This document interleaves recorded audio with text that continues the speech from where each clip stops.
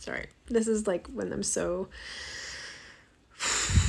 upset, frustrated, angry. It's like it's like an internal bomb that you don't even know if you could speak, and just speaking just makes you more angry. So I posted about the good stuff. Ruby, my daughter, is going to go to the same school as my son for next semester. The bad.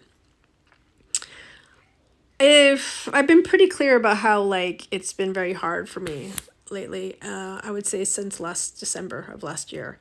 I just feel like I'm dropping the ball more. I'm not on top of emails for my family stuff, especially with the kids and their special needs, especially my son Bruce. But what ticks me off, and I'm sure there's plenty of special needs parents who are navigating everything for their kids, can say that is a lot like this, which is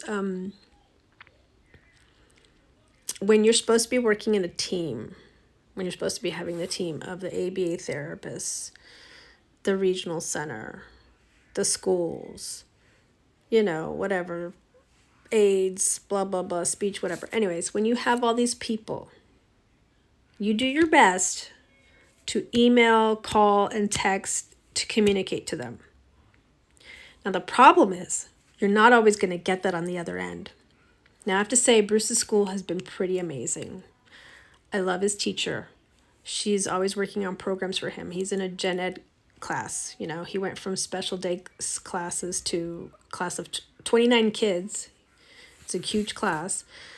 And she does what she can to help him with programs. I was a little frustrated with the after school care because Bruce was having a hard time not saying bad words and cursing and things. And, I'm hoping he stays in. It was just like they sent him home once and told him he couldn't come the next day, and talked about like not to continue the behavior or else he would get kicked out. And I just don't want that to happen. So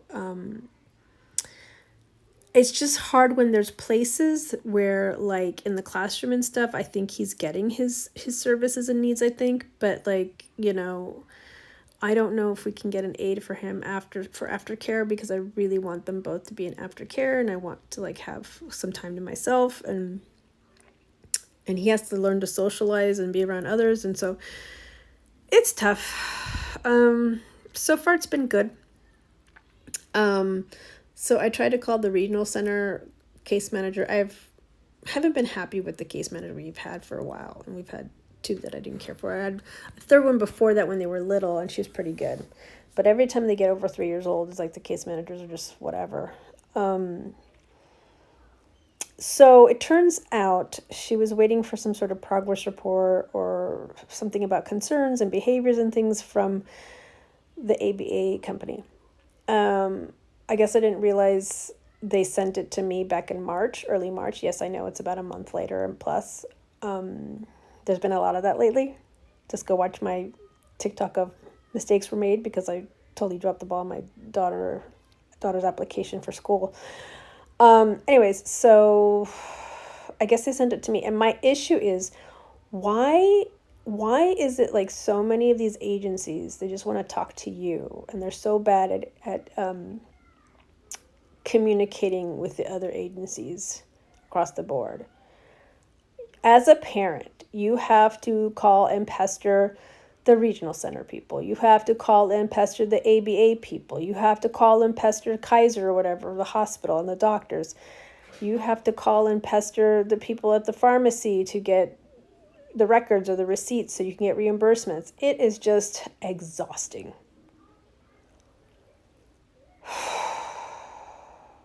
Anyway. So I'm on the phone with this woman from the regional center, and I'm like, well, it looks like it's this person. Why don't you give her a call? And she's like, I'm just going to do the email paper trail. I'm like, I get it. You want to have a paper trail, but why is it you can't call this person? They just expect the mom, because mostly it's moms. I mean, maybe there's some dads out there that are bearing the brunt of this, but it's mostly moms.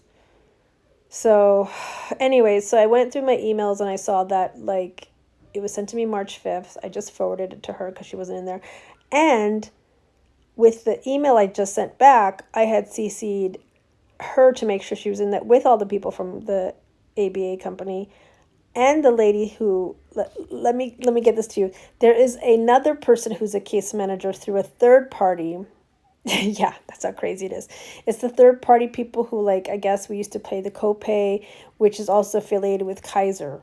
So there's like, I don't know, three, four parts to that layer. Anyways, she's the one that clarified, because first it was an ABA person, a new ABA person, who said, oh, you should look into a residential. And I'm like, what are you talking about? And I talked to this other lady and she said, no, you're not talking about residential, you're talking about a wraparound. And I still not sure. I think residential is where you have your child stay at another place because you just can't, you have a hard time raising him and you need extra support, so he has to live somewhere else. And then I don't know if a wraparound is like the supports just either come to your house as if it's ABA or if they live with you. I don't know. This all started because all I wanted was to change the focus of the therapies, because he at first was diagnosed with autism when he was a young person, like 2, young kid, baby. And then like over a year and some change ago, he was diagnosed with ADHD. And I did a 5-week course on Kaiser with like some tips and stuff, and it was kind of helpful. But I was just like, okay, so do you guys have specialists that, help with therapies and things for ADHD? Because, ADHD and autism, some of the components are just completely opposite of each other. Anyways, so that was not helpful. There's a therapist that like prescribes my son medication, but my son doesn't really sit still to talk to people. So therapy, I don't know. Talk therapy, I don't know.